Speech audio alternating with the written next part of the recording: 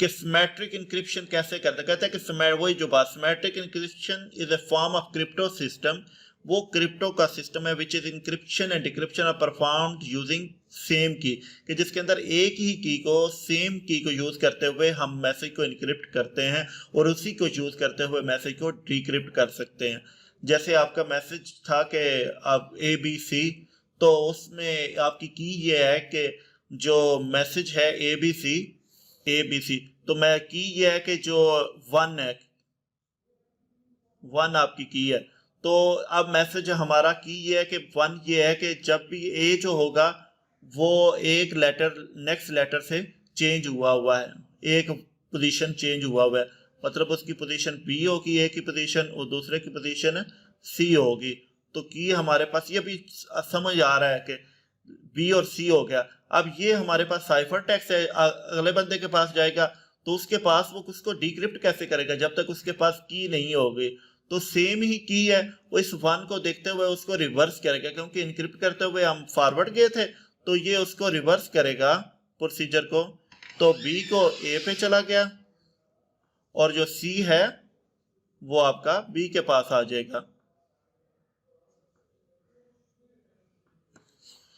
तो ये हो गया कि हमारे पास एक सेम की होती है, उसी की के थ्रू हम उसको डेटा को इनक्रिप्ट करते हैं और उसी के थ्रू हम उसको डिक्रिप्ट करते हैं। इसको आमतौर पे कन्वेंशनल इनक्रिप्शन भी कहते हैं।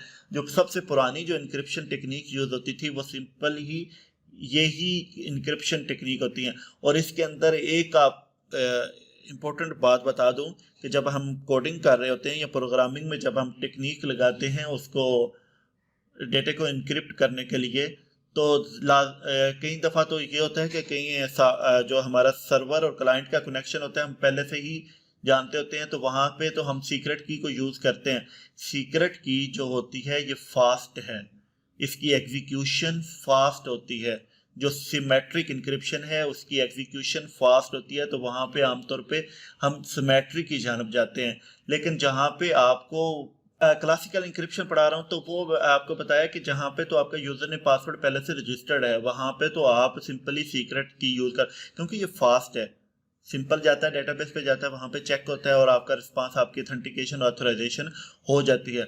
लेकिन जहाँ पे ये जो एसिमेट्रिक है, एसिमेट्रिक थोड़ी सी, क्योंकि वो पूरा आपका वो प्रोसीजर या उसकी एग्जीक्यूशन स्लो है एज कंपेयर टू सिमेट्रिक है।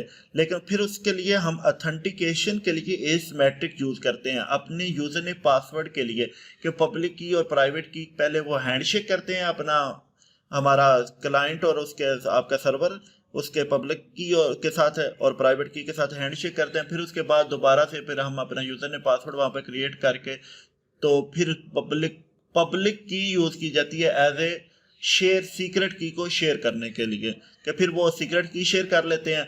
तो वो दरमियान फिर आपकी कम्युनिकेशन सीक्रेट की को यूज करते हुए आपकी जो क्लाइंट और सर्वर की जो बातचीत है वो सीक्रेट की को यूज करते हुए स्टार्ट हो जाती है।